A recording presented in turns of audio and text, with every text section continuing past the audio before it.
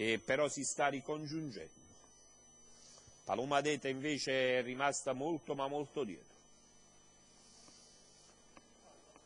Alla chiusura delle ali galoppa immediatamente Pole Sottabon, galoppa anche il 2 Poesia Egral, Peghitor su Pensami B, velocissima Parideni che punta subito in avanti.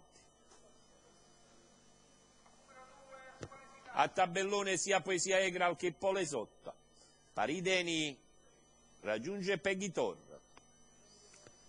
e punta subito a sopravanzarla. Peghitor si oppone per il momento, anzi si oppone decisamente, corre davanti Di Nardo dopo il lancio in 15,3 e Parideni è costretta al largo.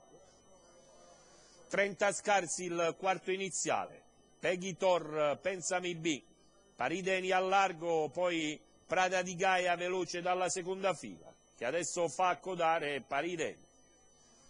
44,5 i 600, notevole la prima parte di gara, si fa vedere per l'Adagi, per linee esterne. E sul leggero rallentamento della testa cerca di progredire. Muove anche il numero 11 Plus degli Ulini, che si trascina, il 10 Pachitaio. 1 minuto e 4 decimi il giro di pista. Per un attimo è venuto a largo Pensami B, pure più per un fatto caratteriale che per altro. Si sta preparando il numero 7 Prada di Gaia. Torna Pensami B, va su Peghitor, la sta sopravanzando, ma interviene Prada di Gaia, si unisce anche per l'Adagi. Calo netto di Peghitor e anche di Parideni. 1,32,5, 3 quarti di miglio.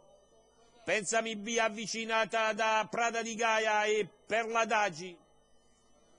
Sta spostando a largo adesso dalla corda Prada di Gaia, attacca a fondo Pensami B, passa Prada di Gaia, netta Prada di Gaia al secondo e per l'Adagi dopo percorso molto oneroso al terzo Pensami B. Media di 1,16,6 per la vincitrice Prada di Gaia che Antonio Di Nardo pilota a dovere. Dalla seconda fila segue la veloce Pensami B che passa in retta. 7,25 € la quota del vincente.